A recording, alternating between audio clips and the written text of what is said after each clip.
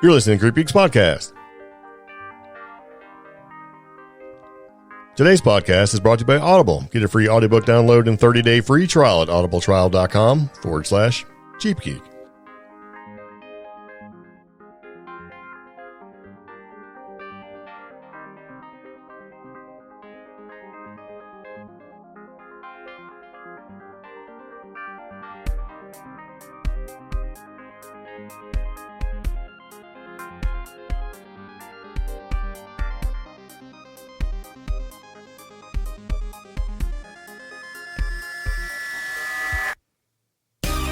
So it begins again. Welcome back to the CreepGeeks Podcast, episode number 183. A Roswell UFO crash, alien conversation, and shadow bands. Yeah.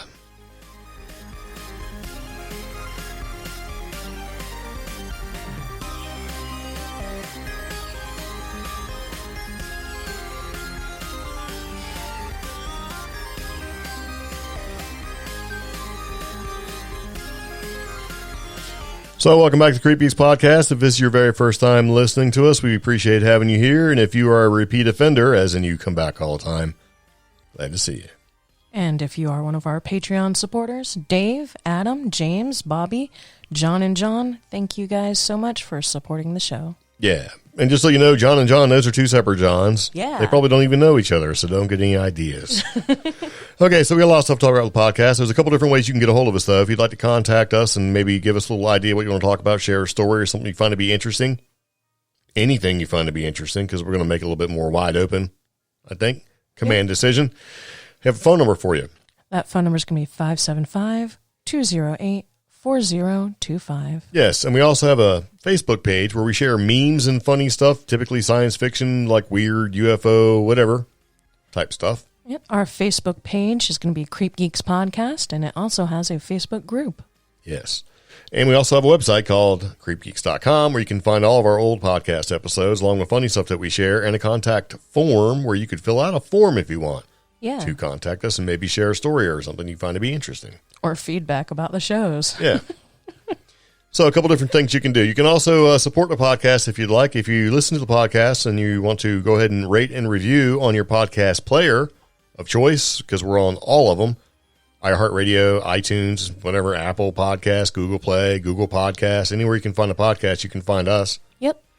You can rate and review if you'd like, and that would be super cool. Yeah. So there you go. Anyway, we're going to roll into the podcast and do a couple different things that we like to talk about. And one of the things we like to talk about is, sort of interesting random factoids. Oh, yeah. And what we've been doing in lieu of doing interesting random factoids has been looking at some of the search trends information for the latest and greatest coronavirus search trend. So what we've noticed is it changes every week. Yeah. Because it seems like all the information you get on the coronavirus changes every week as well. So why not get an idea and see what people are really looking for and what they think? Makes sense. So, here we go. What's in the search for this week is the Senate PPP extension. For those of you who don't know, PPP is Paycheck Protection Program, or plan, I can't remember. But basically, it was some money that came out through the stimulus package to basically, sort of help out your employees if you had some, if you're a small business owner, where you can sort of guarantee the paycheck, along with, other things like employment compensation and other stuff like that. Yeah. So, that has been extended, which is good news. And if you're waiting for a second stimulus check, who knows when that's coming? I know. Because people are still broke, people are still out of work. And the reason why people are broke is because they're out of work, because they've been told to go home and stay home. A lot of businesses have had to kind of like stop hiring and lay people off and close positions and things like that. Although it is kind of funny that some companies are hiring more now. Yeah. After firing people. And sadly, I think that some companies are going to be taking advantage of this situation to take their company and streamline it and make it super small, tight, and efficient, and use this virus as an excuse to do so. Which is despicable. And you know who you are, you dirtbag companies. Now, look, I'm all about capitalism. I am a capitalist. Okay. We have non-traditional employment. We do all sorts of things like that. We were in a corporate world, and I'm ex-military, but, I think that's just vile. God, if you think... when companies do that, because I'm talking about a company that we know. They did exactly that and canned a bunch of our friends. I'm not going to say who it is. Yeah. You're looking at me like I'm going to say it. I can say whatever I want because it's part of this podcast episode as I go on a little bit of a rant tangent here. is talking about Roswell, right? And shadow bands. It's just leading into a little bit of a conversation here that we're sitting here in this digital age and it's 2020 and we're all locked away waiting to go out and see what phases we're in. Do we wear masks and do we not wear masks and do we go here and do we go there and let's get tested. It's free. And what's all these things we got to worry about, right? And these things are like different sort of symptoms of this coronavirus. Has it changed? You know, how long after coronavirus are you contagious? What percentage of people die from it? Can you get it more than once? All these are relevant search terms that people have been asking about. Yeah. And they've been asking about it because all these different states and counties and stuff are going through these phase openings, like sort of like slow openings to bring back economic happiness, I guess, because of all the uncertainty. And what it's kind of doing is, I think, making the coronavirus thing surge back up again. Because when you look at these search trends, people are asking these questions. Can you get it more than once? Is coronavirus getting better? What's the symptoms of coronavirus? How is it transmitted? How many people? Because people are like, what am I doing now? I'm allowed to go out, but I can't go out. Right? I had it, but I don't have it. Or why is everyone else allowed to back to work? Why is everyone? Why is, like, for an example, a tap room or a brewery allowed to open, but a bar can't? What's the difference between the two? Yeah. And, like, for example, you know, a brewery that doesn't sell any kind of food whatsoever, why are they allowed to open and a bar can't? We know a bar that's been closed like for 111 days. Oh, gosh. And there's this phase reopening here where we are broadcasting from our bunker in Western North Carolina. What's the difference? If these people enact and do the social distancing rules and the CDC rules, why can't they open as well? Or, like, the worst thing, I think I mentioned this like last week. It was like, how in the world is a movie theater allowed to open back up, but a bar can't? Yeah. You know, no, we're not advocating like bars as being, it's just, it's a business, it's an establishment. And if you're doing the rules and you have the space to do the 6 foot distancing and all that sort of thing, yeah, and enact the mask, why can't you open? And see, and that's the kind of frustration that a lot of people have, where you have people that have worked hard to establish a business. They have employees. They've tried to use the PPP program and every sort of, thing that they can get from the Small Business Administration through the stimulus package that came out to keep their people on the payroll, to keep them, employed and try to mitigate the circumstances that we're all in with this economic uncertainty. And then when you find this looks to be a little glimmer of light, like, okay, here comes the second phase opening. We should be able to reopen and maybe bring some of the people back to work and maybe bring some people in income and start kicking back to the economy again. And they can't. Yeah. And then when you find out there's really no reason for it. Yeah. It's like, and that's part of it. And so when you see people protesting like, hey, we should be able to open, and then it sort of spreads into becoming a sort of a spearhead example of something really simple. Like, I don't want to wear a mask versus you should wear a mask. Yeah. And then you had all these examples out there where people were like protesting and stuff. I should be able to get my hair cut and all that stuff. Do you really think it was about people wanting to go out and get a haircut? No, it's just because they couldn't go out to get a haircut because all these rules were in place and it didn't make any sense. And there was no definitive that this is going to cause that and everything else. So this uncertainty has turned into, are you just telling me I just can't do things? Because you can't really prove it. You can't really enforce things, and nobody really knows what's going on. So it's still just as aggravating as it was when this first thing started. And then you have areas much like ours and much like certain states in the U.S. where the tech industry is not built up, or the call center industry is not built up, or whatever is not built up. So the only available economic model or business or what have you is these businesses that require employees and require interactions with the general public. Yeah. There is no working from home when you do haircuts, because believe me, North Carolina, I believe, will fine you if you start doing haircuts at home. Yeah. This whole thing has really sort of shined. Yeah. Shone a light, whatever you want to say. I don't even know what that, okay.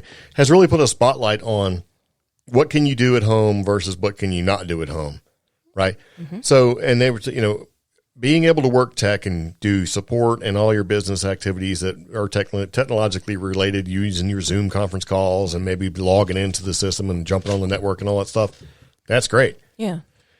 Then you have jobs that you just cannot do from a distance. Like, I can't get my hair cut over Zoom. You can't serve beers over Zoom. So we have that side of things, but then also it seems like what we're really lacking in the middle of all this stuff is like industry supported jobs or industry jobs in general, or even some like factory style jobs or manufacturing jobs. Yeah, that's what I was going for. Thank you. Yeah. And so it's kind of like, what the hell's, and so what we have here is we have a situation where unless you can work from home, there wasn't really a whole lot you could do. And unless you could work from home and unless your job, could put you in a position where you could be sort of self-contained and not really have exposure to other people, you're kind of done for. Which is funny because more metropolitan areas have that infrastructure. But metropolitan areas seem to be where COVID was running rampant for months there. Yeah, and it kind of makes sense because there's a buttload of people jammed in much smaller spaces and more confinement. But oddly enough, places like where we live, where there's no internet, transportation to a decent job is excruciating sometimes. There's only limited manufacturing. We don't have that capability. We are more affected economically by the pandemic than we are physically or health-wise. Yeah. Yeah. And that's the way it has become. I mean, it's sort of a issue that we have. Yeah. And a lot of people are aggravated by this, And then you have a lot of people that were deemed essential. It's like, are you really essential or are you not really essential? And it's like this whole thing has just been really a bunch of garbage. And so when I look at these search trends, it's like, I get it, man. I get why you're searching for dumb stuff on here, and I get why you're asking the same questions that we've seen really ramp up in searches before. I mean, like even in our field, the paranormal field, it's like a couple of weeks ago, we were talking about the ghost hunters doing paranormal investigations. And in the UK, they were actually outside and they still caught problem. And people were like, hey, what are you doing? You should be out there. And now, if they did it now, they'd be like, well, how come you're not wearing a mask? Yeah. Or how come this? And, it is so stupid. Like, okay, we took a trip. We went down and seen, newborn grandson. Right? In Virginia, it's a little bit of a road trip for us. It's kind of exciting. Went down there. It was a good deal. Happy baby, healthy family is what I was trying to say. It's great. Yeah. Fantastic. And I drove, which has been cool because it kind of broke my neck and they sort of, put me for, You also made me weak for a little bit, but now I'm, strong. Yeah. Got some titanium and cadaver bone. I'm all cybernetic. Which is your grandpa name. Yep. Yeah, that's right. Titanium cadaver bone. But besides driving. Hold on. But what I've noticed and what I've seen was people in their freaking cars, the windows up and AC going because it's 1,000,000 degrees wearing a mask. Yeah. Which is. It's like, well, hold on. Are they wearing the mask because they're morons, or are they wearing the mask because they don't want people to see them not wearing a mask and have to explain some things to somebody? Because there's dumb people taking pictures of people without masks. Yeah. Yeah, it's and that's to counter some of those dumb people. I do want to say, Greg self-quarantined for over 2 weeks to see his grandbaby. It was pretty easy. Yeah, and I have practiced all social distancing and have gotten regular COVID testing, and that's primarily for the grandbaby, but also because of the work I do. Yes. So, but it's impacting people. Plus, we visited a state that was in phase 3. We are in phase 2, but the rules are differing all over the place. You could literally live on the border between 2 different states and have to abide by 2 different phases. Yeah. Which I think we have a friend who is like that right now. Yes. Yeah. So it's confusing. I completely understand like the Google coronavirus search trends right now. And one of the search terms I've been looking for that I haven't seen. Yeah. Is coronavirus getting better? That popped up like 4 weeks ago, and Nope. we did talk about it? Did not. Okay. I thought it did. Nope. So it's kind of like if it's not getting better and it's not necessarily changing, what's going on here, man? How are we going to get a handle on this if we are going to get a handle on this? I don't know. But, the outbreak has caused economic chaos and uncertainty, and you've got companies out there putting their 2 cents worth in. But you know what? I don't want to... Actually, they're not. They're getting $2 million in. That's what they're getting. And that's part of it, too. It's like, come on, man. We just need to make some changes. Yeah. And then, it's funny because we were talking to somebody who was all like, hey, if it gets real hot, it'll burn this thing out.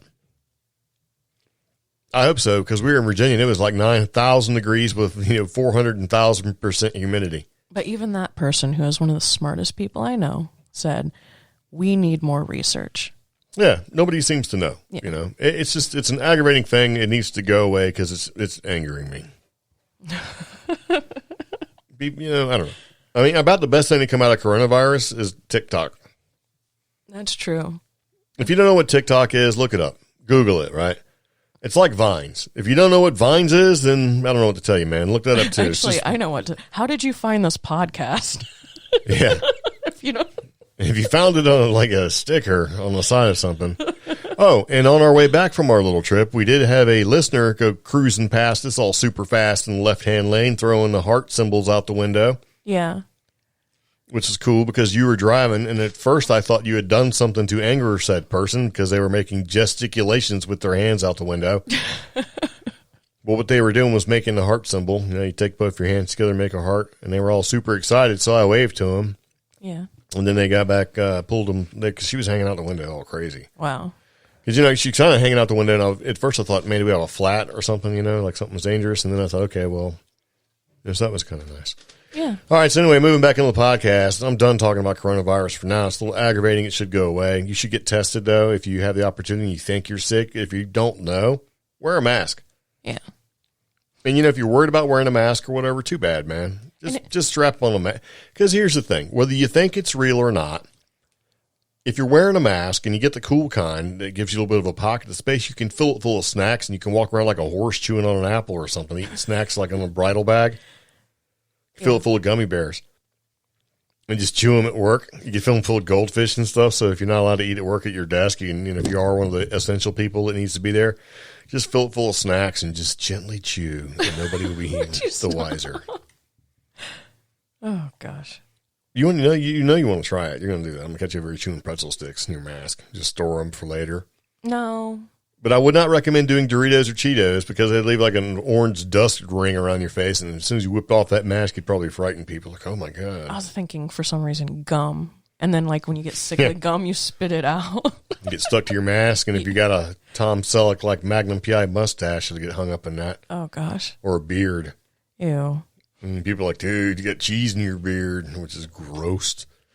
Okay, so speaking of gross, there's been some interesting random FDA recalls because we like to add them in the mix because why not? We got coronavirus search terms, and now we're going to have recalls, market withdrawals, and safety alerts from the Federal Food and Drug Administration. Okay. Okay, so here's the deal. Do you like ultra premium chicken and liver pate? Formula dog food, Omi? No, I do not. Well, that's good because it's got elevated levels of choline chloride in it. Oh, wow. This is a popular brand. It is. It's very good. It's tasty. I've had it on crackers before. I enjoy it. Actually, Natural Balance is pretty big. Yep. You know what else is pretty big? Garden salad from Signature Farms. Possible cyclospora contamination. Well, actually, that's that bag salad everybody gets when they're lazy. Yep. Got some cyclosporas, whatever that is. Yeah. But here's the deal. If you're like Mystic Shield Protection Topical Solution, which I looked up because has undeclared methanol in it. I was trying to figure out what it was, and the Google images make it look like it's. I can't tell if this is tanning oil or. I don't know, but it's from Trans Liquid Technologies LLC, which is about the coolest name ever. So. Oh, that's horrible! It's an antiseptic hand rub. Oh, there you go. So it's got undeclared methanol in it. Very nice. You know what else is awful? This 5 cheese stuffed shells from Garland Ventures. Guess what's in there? Listeria. Not good, man. Oh, God. So I'm pretty sure Listeria will give you the poops. Yeah. Amongst other things. So there you go. That's we're going to round off our happy little interesting factoids with some recent recalls. Oh, by the way, if you still take metformin or if you take metformin, there's still recalls on that. And we can confidently say you probably should have received a letter from your doctor or medical professional about it. If you have not, you may want to give them a call. Yep. Yeah. So they'll figure out what's going on with that. And I don't even want to guess what they're probably going to do, but they'll probably switch you over to a different, like, from the extended release to the regular release, because that seems to be all they were saying was affected was the extended release. Because just so you know, in case you don't know, if you don't have diabetes at all, like type 2 diabetes, metformin will give you the poos. Like violent poos just coming out of nowhere. You have to be real careful because, you know, you'll live your life in fear. And we are speaking only from experience. And by we, it's me. You don't have an experience going, man. I was on that I might sneeze in my late 20s, and I doesn't count. That was almost 20 years ago. Hey, thank you so much for that. I'm just saying, second. I'm almost going to be 50. I had similar issues back Begin then. old man. Yes. We are no way medical professionals. We are speaking from experience and the experiences we've had. Again, we are highly trained internet professionals. Trust us, we're from the internet. Please call your medical professional and consult them. If you don't have one, call the internet. Look it up. It's all good. Okay, so anyway, let me give you an update before we move into talking about Roswell and some other stuff. Mm-hmm. We talked about Unsolved Mysteries in the reboot, right? Yeah. It's pretty weak. I got to tell you. I tried to watch it. It wasn't even remotely interesting. I kept falling asleep. It was every bit as interesting as all these other shows that are out there. Talking about, like, Paranormal Caught on Camera and Paranormal House, My Haunted House Woods, and all this other stupid stuff that you see on these channels. Not very interesting, actually. Even the theme song was weak. It was watered down and generic. There was no spooky narration like I wanted to hear. It was like the elevator music version of the original theme. It's like, why do I even... come on, man. Here's the thing. The argument was, well, why make it nostalgic and cheesy and sort of low budget when you can find the information off the internet or watch another show at a glance and get all the information you want? They missed the entire boat.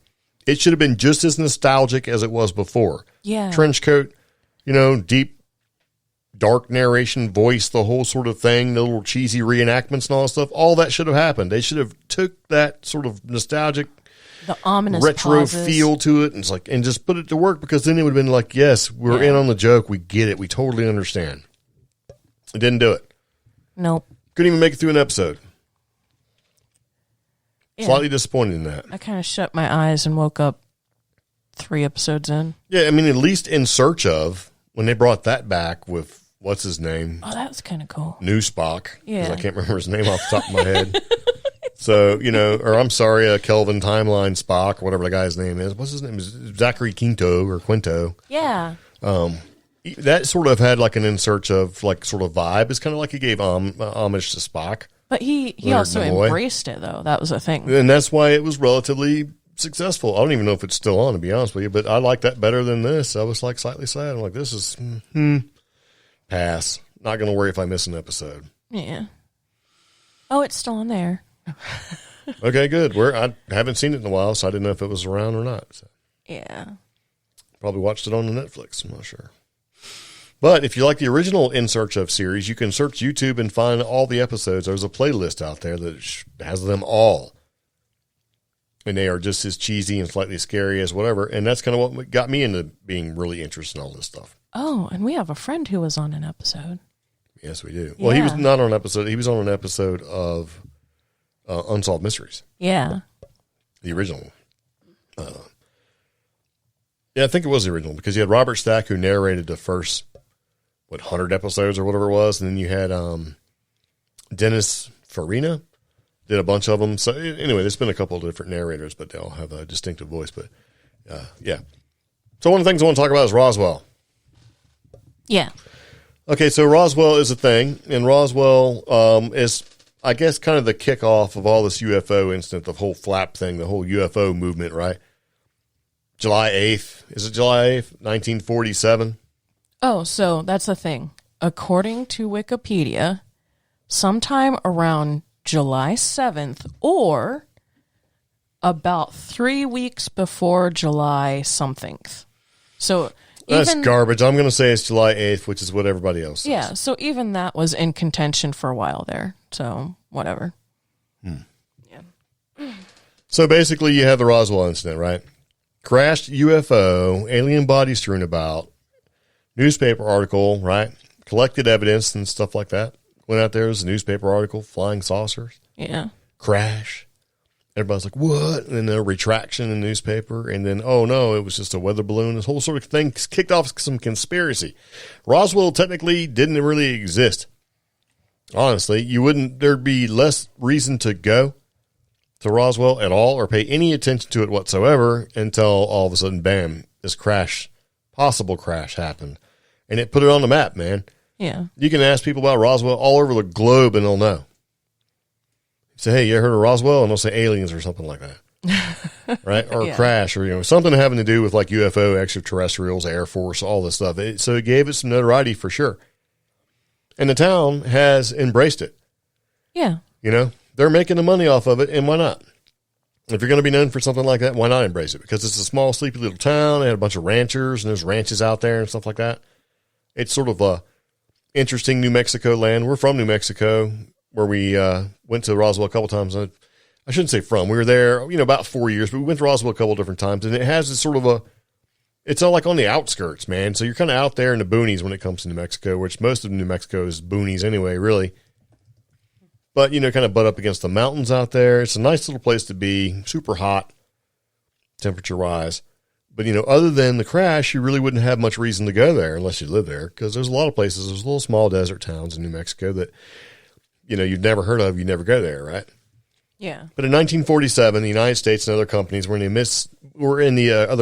midst of a flying saucer craze, because people were seeing strange objects in the sky. And then, the thought was that they were spacecraft piloted by aliens. And then you had other reports, just strange objects in general.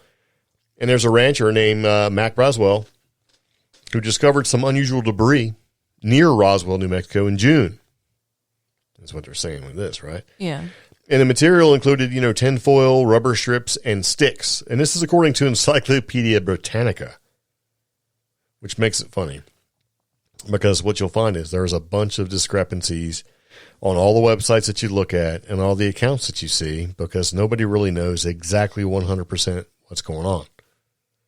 Dates are in contention, like you were saying. The type of debris that was found, all that's in contention. It sort of keeps going on. And so you kind of have to go through and do all the research and kind of get an idea of what you actually want to believe when it comes to this sort of thing. So the Roswell Daily Record immediately picked up a press release, and on July 8th, the story was printed with the headline, RAAF captures flying saucer on ranch in Roswell region. Yeah. So after collecting the wreckage, the press release came out. Boom, there it is, July 8th, which is typically what people use, because since the newspaper article went out, that's kind of what people say, okay, this is when it happened, when technically it happened before, or did it? I mean, who knows, right? And that's a thing a lot of people still need to remember, is back then in the 40s, New Mexico was just it was a huge, vast desert. Modern conveniences that other people had, like regularly occurring newspapers and even telephone lines, weren't fully established. So if you lived way off in the middle of nowhere on a ranch, you were for sure on the grid, off the grid. You were off the grid. It probably took you, a couple days to get into town and tell them what you found, type stuff. And I know that sounds patronizing, but it's very much the truth. Yeah. Everybody thinks when they show up to downtown Roswell, this is where it happened. No, you actually have to kind of go to the outskirts. You have to go on a ranch. It's way out there. And see, here's the problem I have with this. When you read this, they talk about what had been found and what been brought in, right? Yeah. Sticks, balsa wood. It looked kind of like a box kite, foil paper, balsa wood frame. This is where part of the conspiracy comes in, because the original article that was published didn't have that information in there. Yeah. And what was reported to be found wasn't that stuff at all. And some of the original pictures that were taken, and all this is alleged, and it's all conspiracy, right? Yeah. Some of the original pictures didn't show balsa wood sticks and foil and things like that. It was more substantial, had alien writing on it, right? And was way more extraterrestrial looking, otherworldly.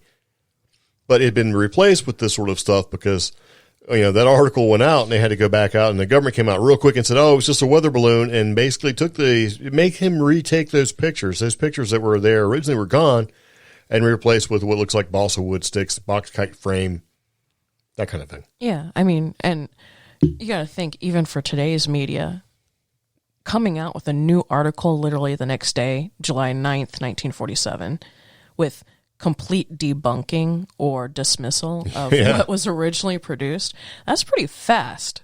Oh, yeah. Oh, no. So obviously right there, that adds that level of mistrust, that level of, wait a second, you guys just got done saying this, Yep.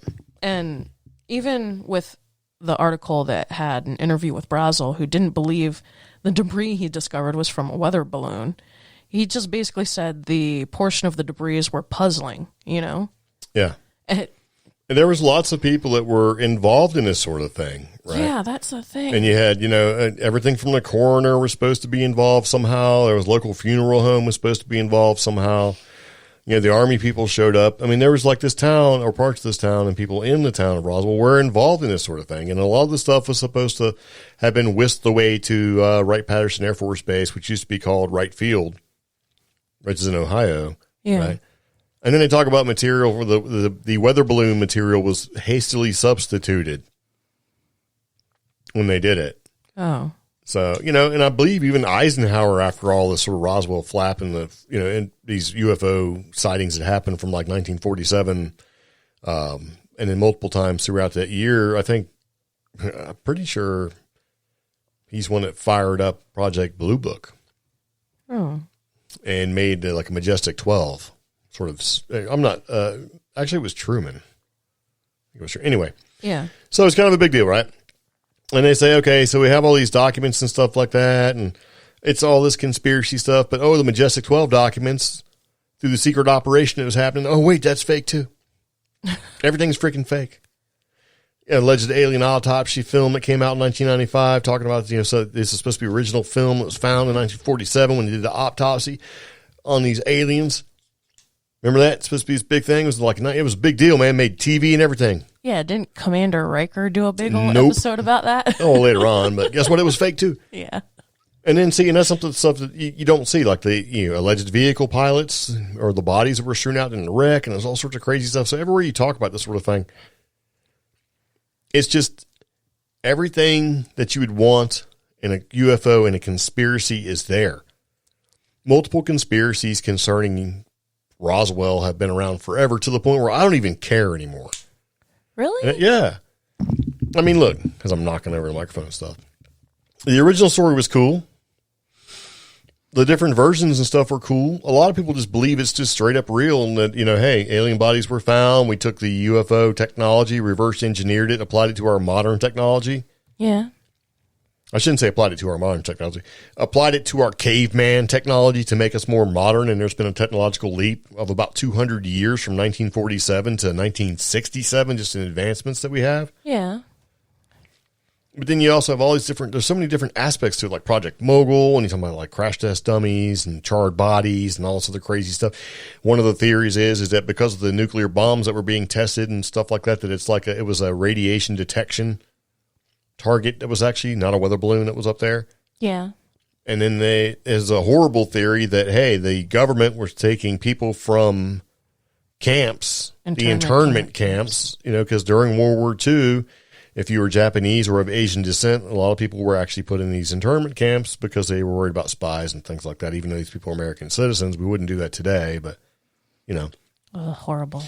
And that people were able to volunteer to be tested or to be part of a test program were put in a sort of craft that was basically hoisted with these balloons to get up into the atmosphere, where they were testing nuclear exposure or radiation exposure at high altitude to see what would happen. And these people came back with super high doses of radiation where they were bloated and disfigured and dying. Right? Yeah. And something happened with one of these balloons and actually crashed. Like the balloon gave out. It didn't come back to Earth in a controlled manner and actually crashed. And that's what was actually seen, were these disfigured, poor, short, bald, big head, so they were really just humans, but that had been repeatedly exposed to radiation over and over again because of these tests that they were doing. Because honestly, when they fired off the first atomic bomb, they really didn't know what was going to happen. Yeah, and they fired off at White Sands Missile Testing Range, which is not far from Roswell. And they fired it off 2 years before the Roswell incident. Yeah. Now, even at the time, like immediately after they set off the first bomb test, they had people as far away as, miles and miles outside the testing range. Like over 90 miles. Yeah, 90 miles. Like reporting illness, reporting strange side effects. People who, because like I was saying earlier, this is a rural desert area. People who wouldn't normally seek medical attention were seeking medical attention. Some of them were even showing up at the hospital at RAAF. You know, these people were ill. So the theory of the whole maybe a radiation testing balloon, a radiation monitoring balloon, it really started to take hold in my brain, because I have been one of those, no, little aliens landed people. But with more and more research and the lasting effects that White Sands missile testing had, I'm starting to go, maybe there was something to that. Yeah, it's kind of hard to say. I mean, but at the end of the day, regardless of where this whole thing, you know, it's just kind of like, it makes sense, or it could make sense. Unfortunately, I could see that happening.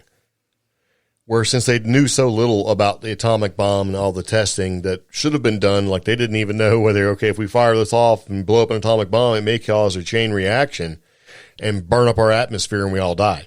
Yeah. Right? So they really didn't know. And they had people just hanging out. You could basically, if you were, you know, good, if you knew people and you were like, you know, kind of important, you could go watch these things. Yeah. You could show up in your Sunday best and drive up. Yeah. And they would put you in a little spot depending on where you were, and you could watch them. And a lot of these were like in Nevada, though, where you could go test or watch them. But they were invited people to go down to White Sands and watch the bombs go off. Yeah. So if they don't really know what's going on, what better way to test, you know, what's going to happen with these bombs blowing, you know, I mean, with radiation exposure and all that sort of thing. Yeah. And if they had volunteers to do it, because maybe they were offered, you know, hey, your family be better treated or whatever, you know, whatever the incentive. Horrible incentive. They gave, and you volunteered, you wouldn't know what you were getting into. Yeah. And honestly, man, if that's the case, that is terrible. That's no better than on what the Nazis were doing, I think. True. So which would you rather hear? All these UFO stories and conspiracies about, you know, flying saucers and all that stuff, or that your government's doing unsanctioned, ungodly experiments on volunteers? Unsanctioned scientific testing on science that they did not fully understand. Well, but, you know, you have to kind of test. Yeah, true. You know, and that's like when they did animal testing for a lot of different things, they would do these awful, horrible things to animals to test certain effects. And, you know, and they're doing these tests to the animals so that they don't have to do them to humans. But that would also explain, like, the rash of UFO quote-unquote crashes that happened during the late 40s in the Southwest, because not only did we have Roswell, we also had a supposed crash in Cuba, New Mexico, which is northern New Mexico. And then there's another one in Texas. So why not have like these radiation testing weather balloons or high-altitude balloons that could test the radiation effects in these far-reaching areas? That kind of makes sense, sadly. And yeah, but I don't think that's the case with those two. I think those two were different. I think this one that actually crashed was not supposed to happen, and it crashed. Yeah. And the reason why they were relatively quick to respond is they've been looking for it to begin with. And so when it sort of came in, hey, there's a crash, they showed up real quick because they were ready for it. Because honestly, I think that with even some of the UFO crashes that were unrelated, like even if you look at like Kecksburg, and things like that. When the military shows up super fast, I think it's because they're already directly involved and have been involved. You know what I mean? This thing goes down like in Kecksburg, and within, I think it was like minimum 4 hours, the military was already putting it on a truck and rolling out of there. Yeah. You know, and in the 60s, radar technology and tracking and things like that was good, but not that good. So I don't know. But it's a terrible thing. So Roswell has gone through, and they've used UFO crash and the notoriety of possible little aliens and all that stuff. It's a wonderful little story if you like, the idea that, an alien saucer crashed and, the conspiracy begins where they spirited off the alien bodies, and we've used the technology for whatever, hopefully to make things better and make things like Velcro and Tang for the space program because of this. It's neat. But there's just so many stories that go along with this thing, man. And it's like, and you've got these smart people like Stanton Friedman who wrote, he's a nuclear physicist, wrote story. He unfortunately passed away, but I mean, it's a thing. And Roswell started this all really and sort of brought it to the front page. You got like Project Blue Book allegedly started because of this and really sort of put the eye in there. And so UFOs went from flying saucers. It went from being something kind of a little bit of a novelty, like, ooh, what is that, to full blown, let's make science fiction movies and about flying saucers and aliens. And, it kicked off the whole sort of sci-fi craze that went from like the late 40s into the 60s, and it's still going on. I'm looking at an old poster of different dirigibles or hot air balloons. Yeah. And right next to it, I'm looking at the Kecksburg UFO, like, monument. And I'm like, I mean, you also have things like the whole Nazi bell sort of thing. I mean, there's just all sorts of things. And that's the problem with conspiracies. If you dig hard enough and you do enough research and you actually give real sort of details peppered in there, you can make a conspiracy work. We're doing like 1,000-foot overview on all of this stuff because, I mean, you've got people like a weather balloon. Yeah, have spent like 50 years easy researching all this stuff, made their life's work out of it. And it's like, I just can't. Yeah. And that's why I think. And we've been to Roswell a couple times, and, they've got neat things like the street lamps have alien heads for the glass globes. And there's an amazing bakery right next to the museum. Yeah. And, Scooby has amazing jerky. Yeah, I was going to say barbecue, beef jerky. Yeah. Everything from the crash UFO was a radar target to where it was actually a radiation measuring device to, all that sort of, it was a nuclear bomb detector, because got news for you. After we fired off some nuclear weapons, have been testing the bombs, the Russians were doing it too. Yeah. So there's still some, bone of contention as to who was first. There's a lot of evidence to suggest that the possibility were that the Russians were close to being first, if not already doing the explosions. We just beat them to it, unfortunately. So now there is a cool thing you can do in White Sands, and typically you can do this on the first weekend in April, and you can also do it in the first weekend in October. I don't know if it happened this year because of coronavirus, but yeah, you can go to the Trinity site where they actually blew up a couple of these atomic bombs, Fat Man, Little Boy style bombs, to test them, and you can go, because these atomic bombs, as horrible as they were, are such low yield now that after about 80 years or so, it's no problem. You can go in there and walk around and experience firsthand the site these bombs were detonated. And they even have... You can stand on the spot. Yeah. And it's dog friendly. That's true. Yeah. And they let you on the base, and it's still an active base. It's not going away. And they'll basically say you can go from here, point A to point B, no variances whatsoever. Otherwise, the guards will get you. And experience it. Doesn't cost you anything at all, and people make it almost as a pilgrimage, man. That line was really long when we were there, and I was talking to a guy who drove from Texas. Yeah. And remember when we drove in, there were still people protesting and like kind of representing the generation that suffered like physical, like health consequences. The people that were downwind. Yeah. Where the fallout sort of carried. Yeah. And it kind of leads me to another thought, too. If you ever watch the Skinwalker Ranch thing where they keep having these weird spikes in radiation and stuff like that, Skinwalker Ranch is downwind from some Nevada testing ranges where they blew up atomic weapons in the desert out there. Oh. So that stuff doesn't go away, man. I mean, it flies. It's a particulate matter from the radiated particulate matter floats in the air and it eventually settles down.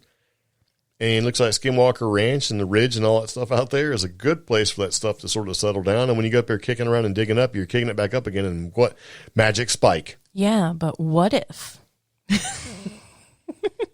What if enough debris fell in that particular area to open up some sort of paranormal high strangeness portal and make it even weirder? Sure. Yeah. Can't prove it either way. I know, that's true. And what if the UFOs that were seen, or the UFO that was seen on the television series, is really just a government drone? Because the government technology is so far more advanced than what we see in a typical commercial market. That we have drones that don't use any sort of traditional propulsion. It actually uses like magnets, because that's nature's magic, to fly around. And they're just watching, kind of make sure they don't do something stupid like dig too deep and dig up like a big pile of uranium or something dumb like that. I don't know. That would make sense. That would be logical and non-spooky. Well, I mean, like today, I watched a bunch of like clips from a show. I don't even know what show it was. Every time it's showing these UFOs up there, and the UFO has like a big glowing ball, and then it's dropping out these little UFOs behind it. And people are like, have you ever seen anything? And I'm thinking, okay, you have a mothership and you have a bunch of drones attached to it, and you drop the drones to go do a mission, and they fly back. Yeah. Which what we've been talking about for a while. And if the government and our modern military technology is, let's just say, 50 years more advanced than what we currently have, because the secret projects and black box projects and stuff like that are in place, then what we're looking at, we're not looking at UFOs anymore. For the most part, I just think that it's just military technology that we just haven't been privy to actually see. But I also think a lot of reports specifically this year, are Starlink. I really do. Yeah, but I mean, Starlink wasn't, I mean, yeah, but after Starlink was launched, I think a lot of the ones that we see, but some of the other ones that were shown on TV before Starlink was launched, I don't think it's Starlink. I think it's just basically government technology testing new systems. I mean, like Australia, they're testing this, Able Wingman or whatever it is, where basically you have a jet flying around. It has a drone that follows it, and the drone can go off and do missions and come back. So it's like his little wingman. Oh, yeah. So the drone can run off and attack stuff and come back, which kind of makes sense. It's just a natural progression.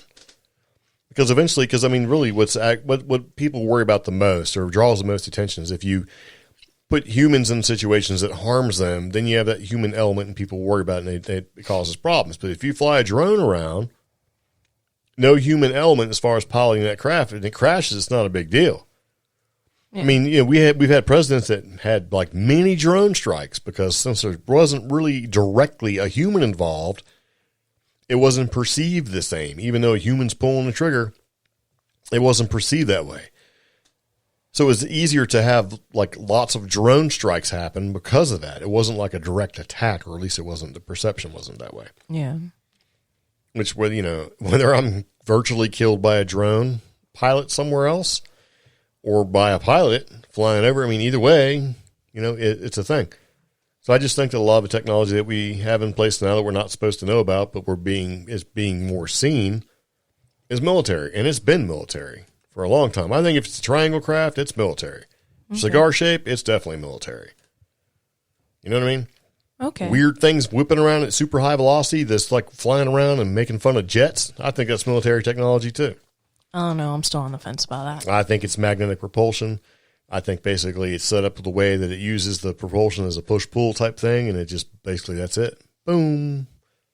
Whizzes through the air at high velocity. Who knows?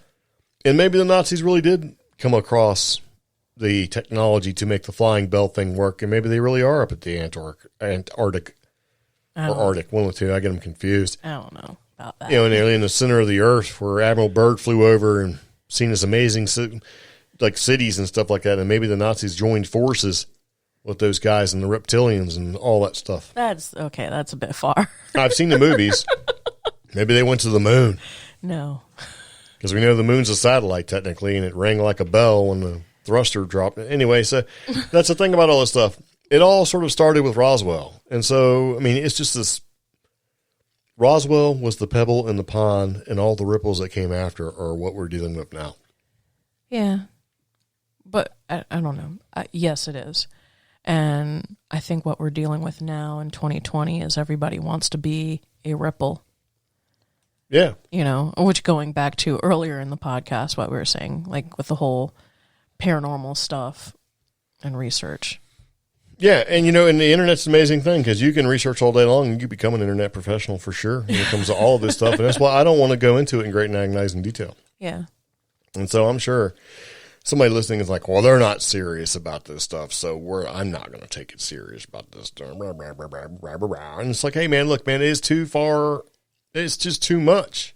Now, what I would like to see is for stuff to get declassified. Will that ever happen? Who knows? And I think. Well, what if there really is nothing to declassify? I'm speechless. Well, I mean, okay, so what if everything we've seen so far that we can explain has been military technology? Okay. And so when you ask the question, hey, Is that a UFO? As a little alien? Did we get a little alien technology and little green guys, gray guys, whatever one, or Nordics, or whatever you're looking at here? Is it? Is that what it is? And the government's like, no, it's not, because it's really the government. I don't know. There's probably some lawyer out there that could really play on words to defend. It's the government. Side, if they won't release information to the president because he does not have the need to know, yeah, then they don't give a crap about a lawyer. What's he going to do? Sue the government, and the government's going to go, okay. No, I'm thinking there's clever wordplay on both sides of this argument. Yeah, but then it doesn't matter, because if you don't say yes, is that an admission that it really is something? I mean, like the whole concept. It's like, you're not saying yes, but you're not saying no. Like the whole concept of unidentified flying object versus unidentified aerial phenomenon. Well, I like the idea of an unidentified aerial phenomenon because it opens the door to more than just flying object. Yeah. And the whole concept of flying, what if, like you were saying, it's magnetic pull? Yeah. Endless possibilities if you want to. Because when you see those things, like when you see the A-tip A-tip videos, right? The A-tip video where you see the thing just whizzing across through there, flying around all super fast. Have you ever seen when they take like a little bit of liquid nitrogen and they take like a superconductive material and it floats above the liquid nitrogen? They give it a little spin and it spins like forever. There's like no friction whatsoever. Yeah. That's how these things fly. That's how it reminds me of flying. So what if you could enable that and sort of use that sort of floating technology to fly around at unbelievable speed and not have any effects or G-force effects? That'd be amazing. Because, G-force, the gravitational effects, if you're using gravity and magnetic field to sort of create a bubble around yourself, then the gravity and the gravimetric field doesn't even apply to you at all, so you would not feel any of those effects. So you could fly around in a saucer, or what if it's the super advanced drones using that technology? Yeah. The non-traditional, sort of thrust propulsion. Because the government, and some of these, I shouldn't say the government, but it is the government. There's a couple scientists who've been basically patenting these sort of concept ideas in the patent offices on behalf of the government. Yeah. Like on behalf of the U.S. Navy and all this stuff. It's like, why would he be patenting these things that don't exist, which are like these fantastical, sort of alien style technologies? Like, why is he patenting that? Probably because they've been doing it for a long time. And if the video gets out and the evidence gets out and the idea and the actual, maybe if that craft or whatever it is gets discovered and it gets out and it becomes a non-secret thing anymore, the company that created that craft would probably want to be able to use these patents to take that technology and get paid for it somehow. Yeah. I don't know. But if you're ever in Roswell, you should go to the UFO Museum. Yeah. The International UFO Museum and Research Center in Roswell. They're dog friendly. Yep, actually they're pet friendly. Yeah. We went and brought our dogs, and they gave our dogs like little stuffed alien chew toys. Which is funny because I don't think kids got them, but dogs did. Yeah. And it's like $5 to get in. There's a military discount. Yeah. So that's kind of nice. And it was a fun little trip. There is a really decent library there. Yeah. Like really good. And so I grew up near the ARE Center, which is Area Research and Enlightenment. Yeah, which is an Edgar Cayce Center. And I grew up in Virginia Beach right next to that. And I would go to their library, which was huge. And it was kind of nice to go all the way out to the middle of the desert and find like a whole section of books just like the ones I grew up around, Yeah. So, and then on top of that, like it's not just UFOs. Like they had shelves for Bigfoot and they had shelves on Mothman, and you can sit there and you can read some of the books. Now, some books are behind the counter and all that other stuff, but it is a true research center and museum. Yeah. And some people are like, oh, it's kind of cheesy, but it's not. It's very informative. It's fun And it's cheesy. Yeah. Kitsch might be a good word. Yeah. But it was a great time, So you can go in there and get, little UFO stuff. So if you go, it's worth going. And it's a lot of dioramas and sculptures and things like that. And news articles. Yeah. Yeah. And, why not? You can see all sorts of weird stuff. But also be sure to check out the rest of the town. Little details like like Greg pointed out, with the light poles having little alien heads. The McDonald's has a UFO. The bakery right next to the museum has usually... Well, it's kind of UFO themed, yeah. the McDonald's, but the gas station has like what looks like a crashed UFO sticking out of the top of the roof. Yeah. Like the edge of it. The bakery has like little UFO cookies and stuff. Everything has a little bit of a UFO theme to it. And just so you know, the alien-themed face mask that they were selling off the gift site, gift store side of their website, sold out. Oh man. Yeah. So anyway, you got a bunch of stuff.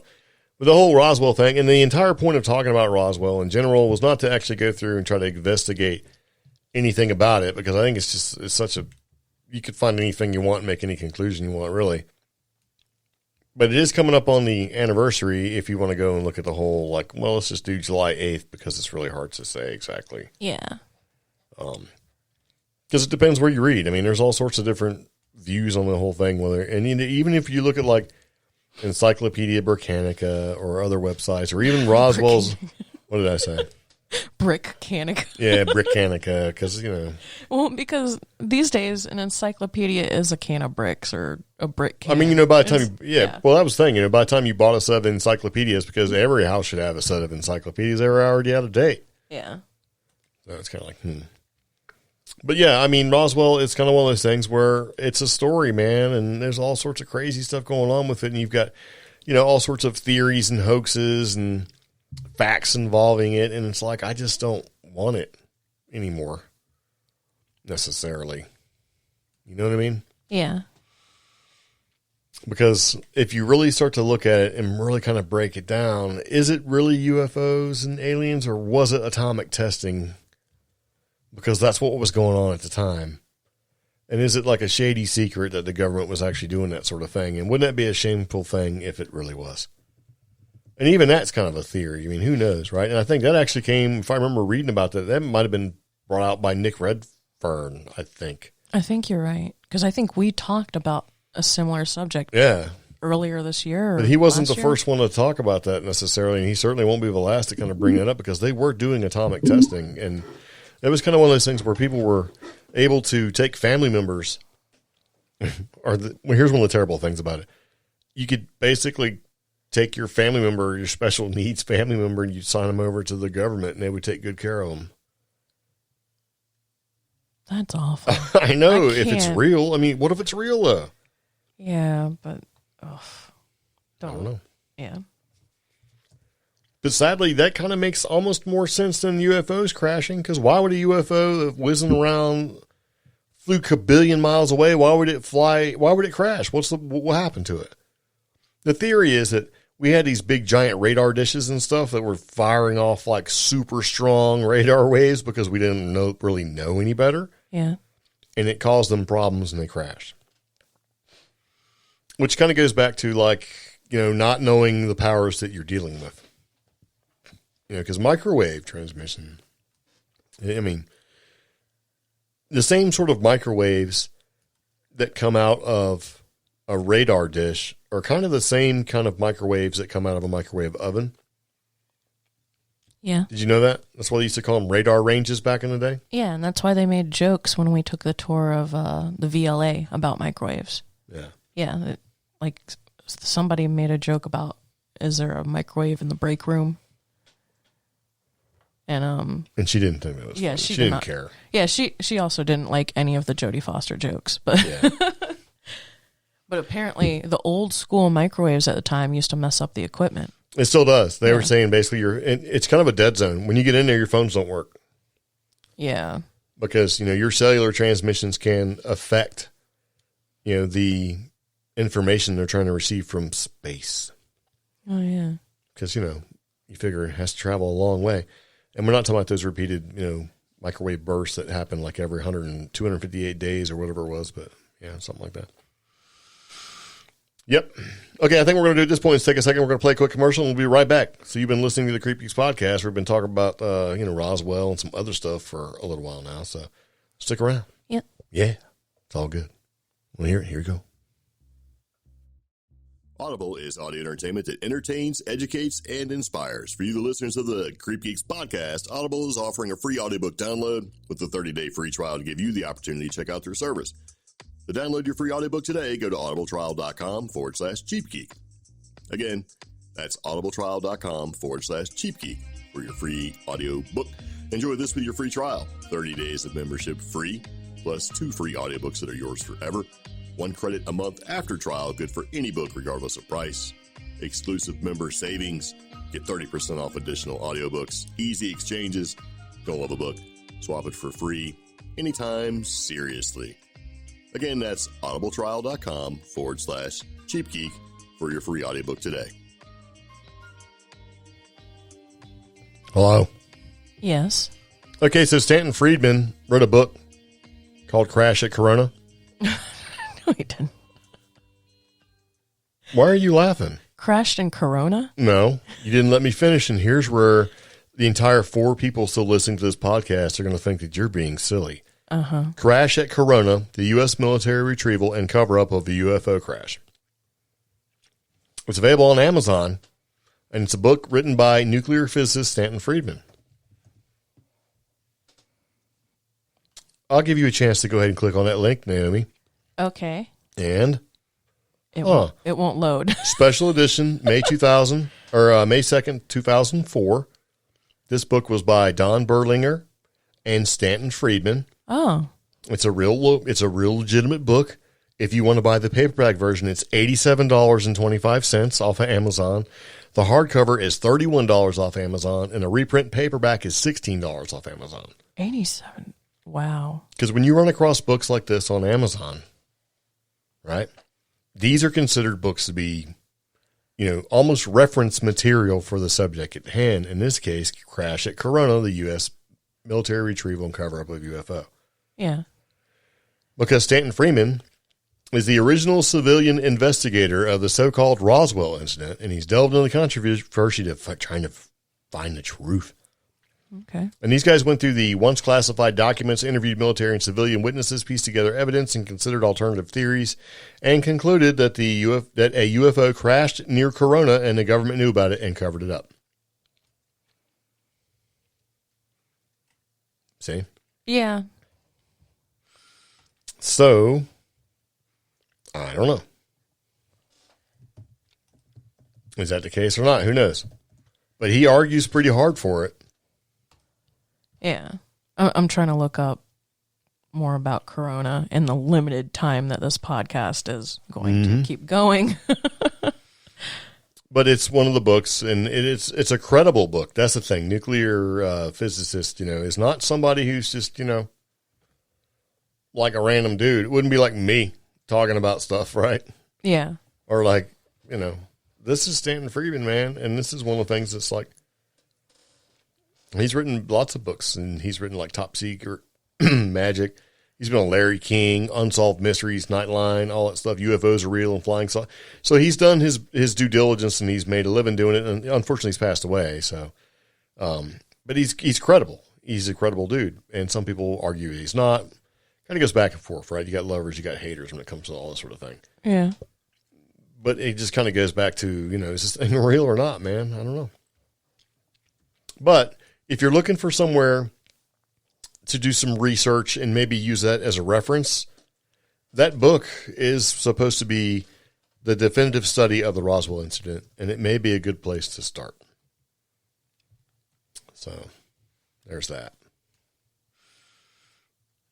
And we put a link to it in our show notes. Anything we talk about in the podcast is in the show notes.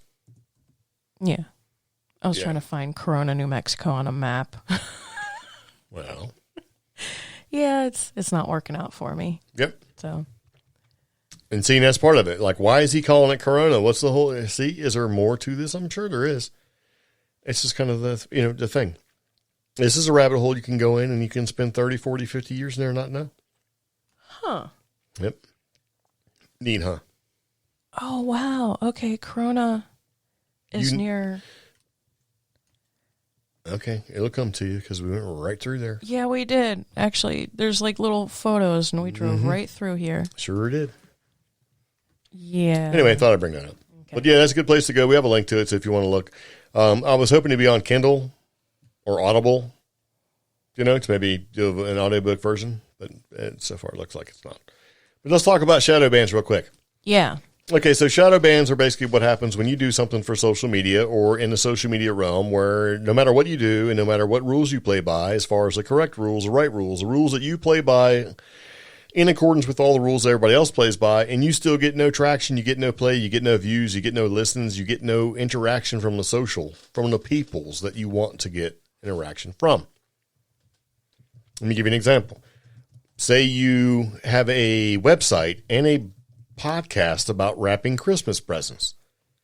Well, in order for people to find you on the internet and find people that have relevant interest in what you're talking about or what information you're trying to put out there, what kind of content you're making, you need to use tags and keywords. Tags like hashtag Christmas presents, hashtag wrapping Christmas presents, hashtag wrapping presents. You would kind of do that sort of thing to let the internet know what your subject, your content is all about. And so that when Omi sits down and types wrapping presents, she could find the relevant content that she's looking for. Yeah. Now, in order for that content to get out there, once you have all the criteria met, like your tags, your keywords, and proper formatting and that sort of thing, and then submitting it through whatever platform you're on to the internets, part of it is that it's supposed to be put in a position for you to actually be able to see it. Right? Amongst all the other search results. Right. So when you go to the internet and the platform you're on and go, hey, here is my YouTube video, for example, on wrapping Christmas presents. The algorithm and all that stuff is supposed to go, cool, I'll go ahead and based off the tags and keywords that you have submitted, I will put that in relevant company. Yeah. With all the others. Or in a slot somewhere amongst all the other videos that have similar content based off tags and keywords and everything else that you've done. So that in the chance somebody is looking for wrapping Christmas presents, your video shows amongst all the other results, and it's still up to the user to decide to click on the video and watch the video. Yes. Now, if you are shadow banned, right, which a lot of people think exists, like there's a secret tweaking of the algorithm to where even though you're doing everything correctly, that maybe they don't want some of those tags and keywords to gain any kind of traction whatsoever. So that when you create a video or a podcast or whatever it is that basically you do everything right, but it just never gets put out there for anybody to see. There's no fighting that. And so shadow bans actually exist. And some people have brought it up and they've seen it. I'll give you an example. I was watching a TikTok person, and he basically brought this up where he said, just 2 weeks ago, I would make a TikTok, and it would get 5,000 views in a minute. Yeah. And he says, now I make a video or TikTok, and I only get 1,000 views in a minute, and that's it. It stops right there. Yeah. So if in less than a minute you can get 1,000 views, but then it gets no more progression, no more views, no more interactions, none of that stuff. What's happening there? Because he would say, my previous videos, I would get like upwards of 5,000 in a minute, and I'd come back an hour later, and it'd be like 20, 30, 40,000 people had seen that TikTok. Yeah. So somewhere along the lines, either the subject that he's talking about or him himself is being basically not promoted with all the other like-minded content. So it's not being served up for you to be able to find. Not readily apparent to the user community that the subject matter has been presented to. Yes. So you get banned or shadow banned, which means that it's not like them going, hey, guy, we banned you, so whatever you submit's not going to show up. They just don't say anything. Yeah. So it's kind of like you trying to turn in your homework, and the teacher takes it and goes, okay, cool, thanks, and just sets it aside and doesn't count it. So, interesting thing. If you look up shadow banning on Wikipedia, you will find one very brief article that has been heavily modified since 2018, and it keeps getting modified and edited by the same folks over and over again in the same sections.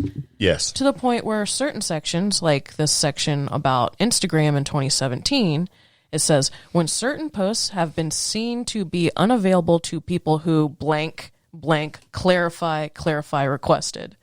And that has been fought over if you look at the edit several times. Yep. And then it goes so far, and at least in this, the one thing that has remained intact was in July 2018, Vice News found that several supporters of the U.S. Republican Party on Twitter no longer appeared in the auto-populated drop-down search menu on Twitter, thus limiting their visibility when being searched for. Vice News alleged that this was a case of shadow banning.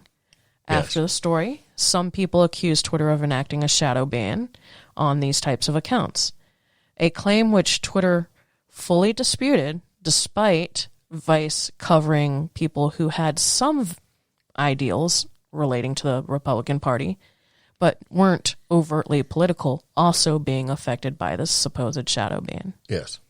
So it is a very real thing. It is a highly debated thing. Nobody has answers because the people responsible for providing those answers are not coming forward. Yeah, and so my point of all this was, and not to point out like how conservative people think they're being shadow banned, but is that something that I've noticed with some of the content that we put out there in the past, even having a low subscriber count on, like, let's say YouTube, for example, when you would put a video out and, let's just say 5 months goes by, you get 300 people have seen it, which is nothing, right? It's not even worth writing home about. Yeah. You're like, 300 people serve. So, in other words, that would be something like, okay, there's not enough spotlight, I'm not doing the right thing or whatever, but you've got some kind of traction. And then you do the same thing, or you get better at doing this sort of thing, and you give your tags, keywords, you've gone through and you've measured everything it takes with your metrics to get that video out there and get it in the right audience using the right criteria. And a year goes by and you still have 15 people and that's it. Yeah.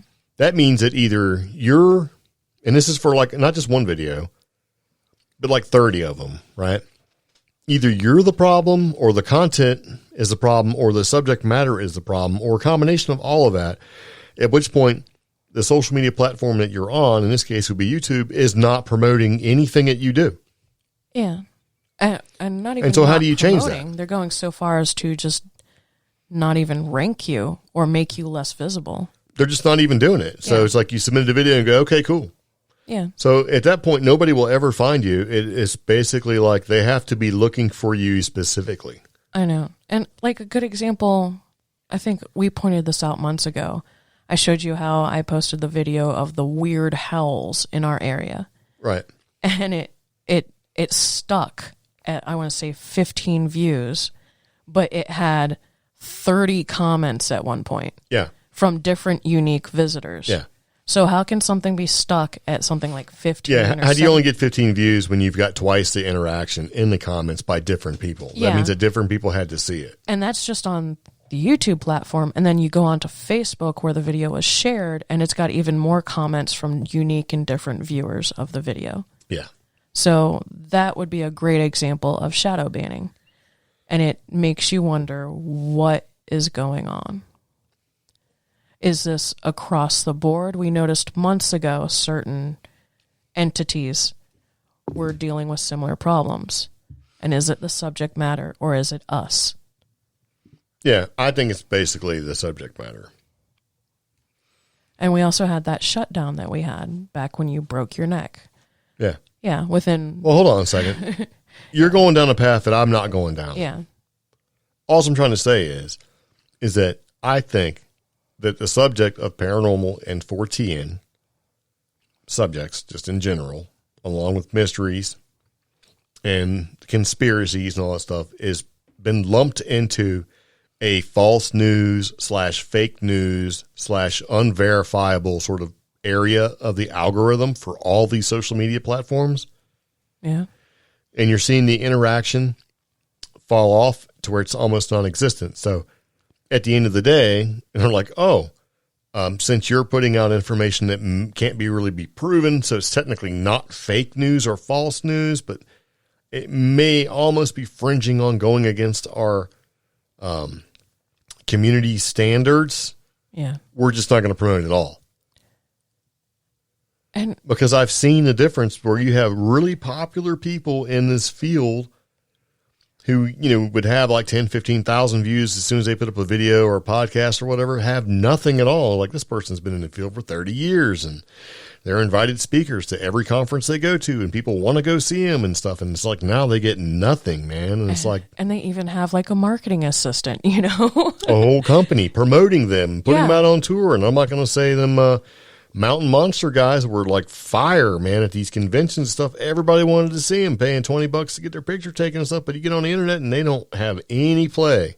Yeah, which is funny because it should not be that way. We know a little bit about behind the scenes, as far as marketing for these paranormal personalities. And it's like, why is this not bigger? To the point where we've taken proactive steps, like we don't use the C word too often. Yeah. And so it's just something that we've noticed.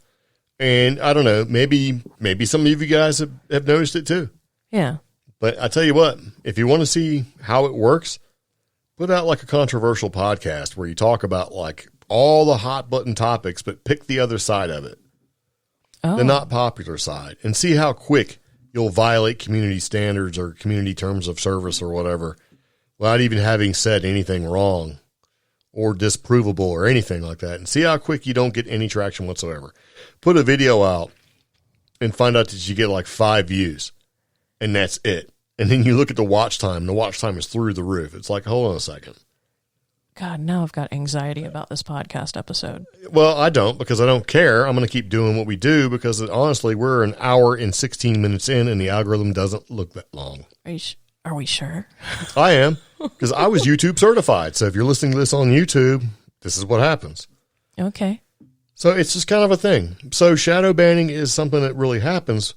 And it makes you wonder if shadow banning is happening now and has happened probably even more covertly since the beginning of the internet. Can you imagine how easy it would be for the government to come in there and shadow ban you? Oh, wow. And maybe suppress some of your things.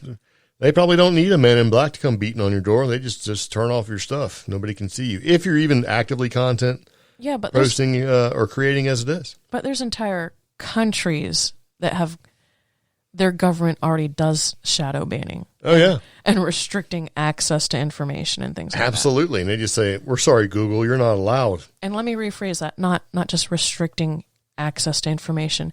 They are restricting access to ideas and thoughts and conversation. Yeah. So it's not just information because everything's an opinion these days. Yeah. But when you have whole countries doing that, it's very likely that our own areas that we live in may have the same stuff going on. Yeah. Yeah. Now, and this is sort of a random thing, and we're talking around a subject. I'm not saying that we're shadow banned exactly, although I know we have experienced some levels of shadow banning. Shadow banning. Chirps are burping. Yeah, chirps are burping. And it seems like, and I did an experiment here recently where I put a video up. I'm not going to say where, for what platform or whatever, but I put a video up. I did not put any tags, keywords, or anything at all. Oh. Just the basic title, and that's it. Okay. No description, no tags, no keywords. Got way more views than something that has been fully done correctly with end cards and tags. And I gave it away. It's on YouTube, right? Done everything correctly as you're supposed to do, according to their own creator, because they have a creator academy where you can go through and learn all this stuff. Yeah. Did everything perfect for the other videos. They don't get any play whatsoever. I did this one with nothing, got more. But see, So how does that work? Because if you don't give the algorithm anything to chew on, it doesn't know what to do. Huh. But yeah, I can see that. But also, like with a different social media platform, they've been trying to tell people who come up with that shadow ban accusation, well, you're using too many hashtags. You're spamming the platform. Yeah, well, you know what? But then you go and you minimize it down to maybe the key 3 to 5 hashtags, and you're still dealing with it. Yeah, because you're not using enough. Yeah. There's no winning with it. The only way to win is not to feed the algorithm and hope for the best. Now, I have seen a paranormal group, this guy and his wife, that puts out videos that are getting pretty good traction, and they're all paranormal related. And the one thing that I've noticed is he does not say anything paranormal whatsoever. He doesn't list any tags, keywords about paranormal. He doesn't say ghost. He doesn't say haunted. He doesn't say anything like that. Oh. And it's straight up, I'm using a K2, tracking down a ghost, right? I'm showing all these EVPs and all that stuff. But he does not put any of that information in his tags, keywords, or any of that stuff. But it's only in the title. It's not even in the title. Oh, wow. It just says something like investigation here or crazy things happened here at this place.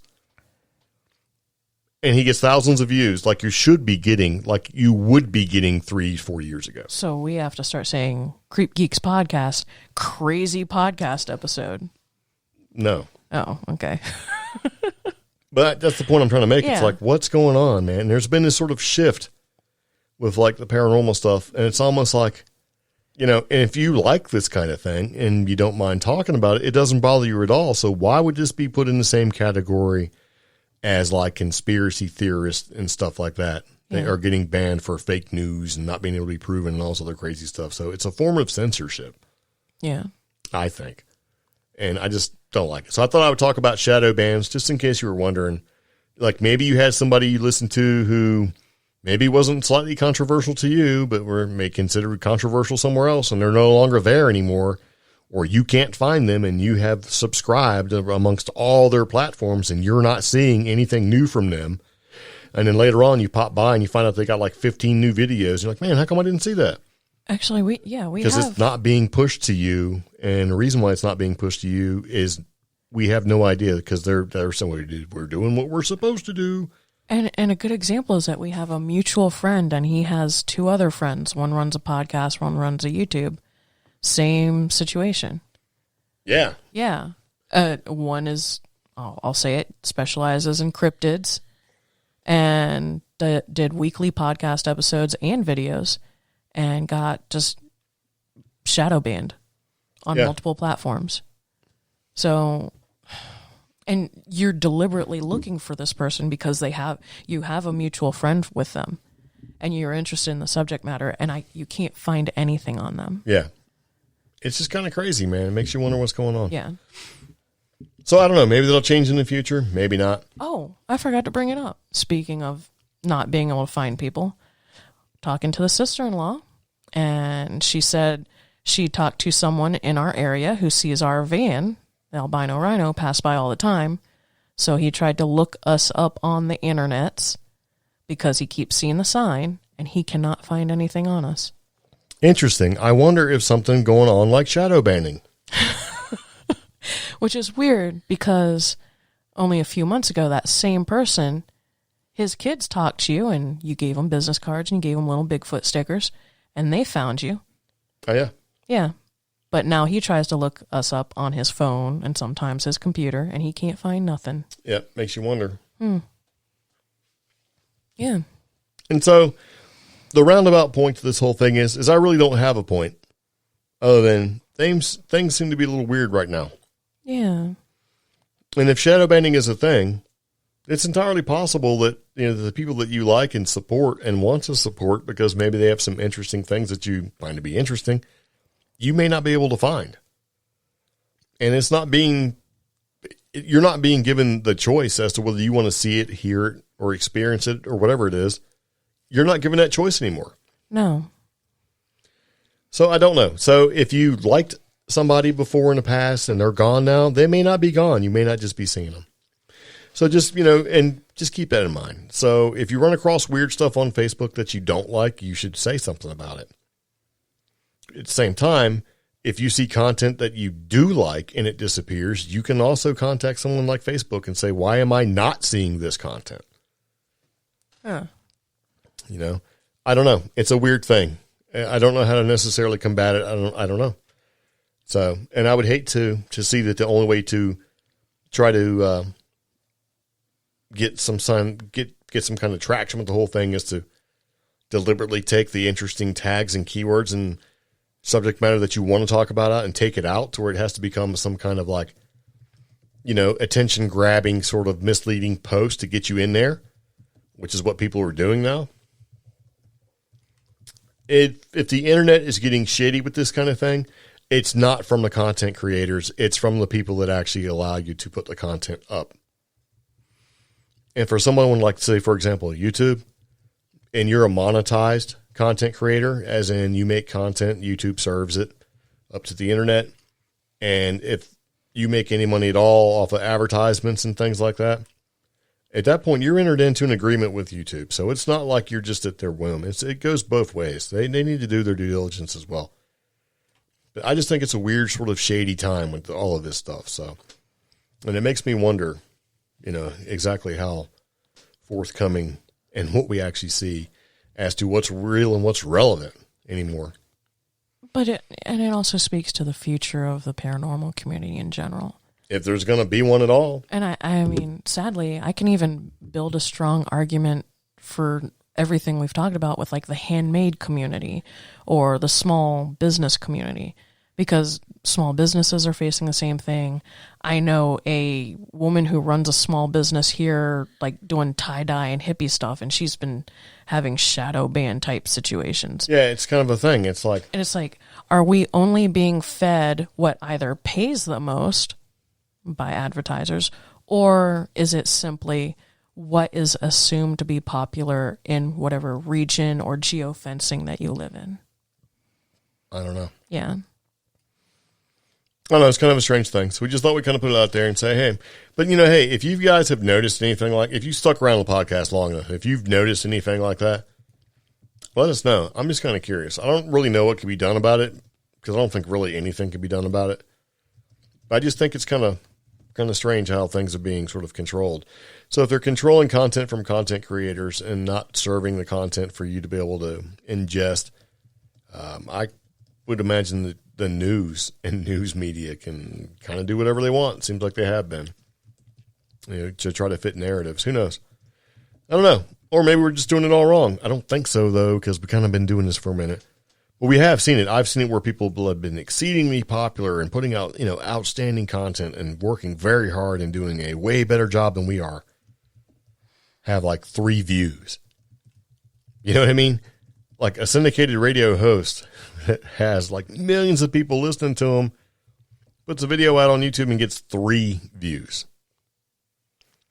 Whereas if you do their name, they get a ton of views. Like, under their name is like, Yeah. It's like, come on, man. And they're not, it's a thing. Anyway, so I think we're going to go ahead and wrap up the podcast because I'm tired of talking and it's been a long time. I would like to say, if you've made it this far, we're going to be taking a week off. So our next podcast episode is not going to be next Monday. It'll be later than that. Okay. Well, because I think we need to go through and make some format changes and things. So we're going to keep doing the same thing that we're doing. Just make it look a little bit different, sound a little bit different.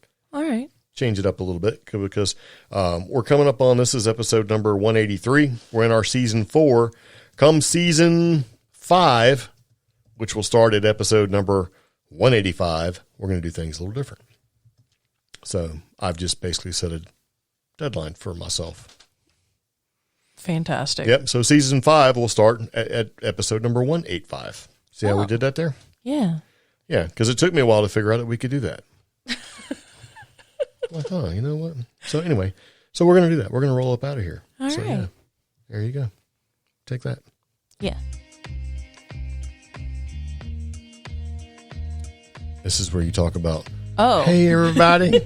Hey, everybody. If you want to listen to the podcast, you can click on this and you can do that. And I do want to thank everybody for listening. If you enjoyed what you heard today, give us some feedback. Contact at CreepGeeks.com or hit us up on any of our social media platforms. We are very active on Facebook because that's where most of our listeners are at. Hit up our Facebook page, CreepGeeks Podcast.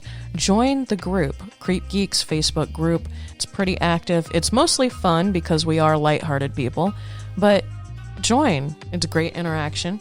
Now, if you want to give us a call, that's going to be 575-208-4025. I do want to remind everybody, we have an online store, so you can help support the show by checking out our Bigfoot Bold coffee, as well as a couple of other cool things. Since Corona is existing and happening, we are slowly listing more and more of our vendor and event items on our online store, so stay tuned for not only new items, but special discounts and promos. I will say, if you are a Patreon supporter, you have an exclusive discount for our store. Yes. Patreon's going to be available at patreon.com/CreepGeeks. Help support the show for as little as $1 a month. Very nice. Yep. So anyway, there you go. If you have any questions, comments, concerns, let us know.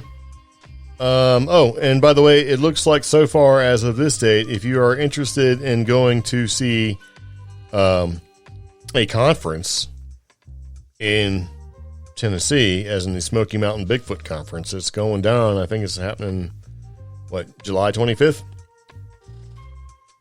Yes. Yeah. So anyway, our calendar for 2020 is all over. So yeah, it's been wrecked. Yeah. So I think it's still happening because they moved it to a bigger venue so they could basically adhere to social media rules. So if that actually happens in our next podcast, we'll tell you all about it. We'll be there. You should come by and get some of that super awesome Bigfoot coffee that we have. It is really good, by the way. So you might like it. So I think we're about done. So anyway, see you later. Take it easy. Bye-bye. Bye.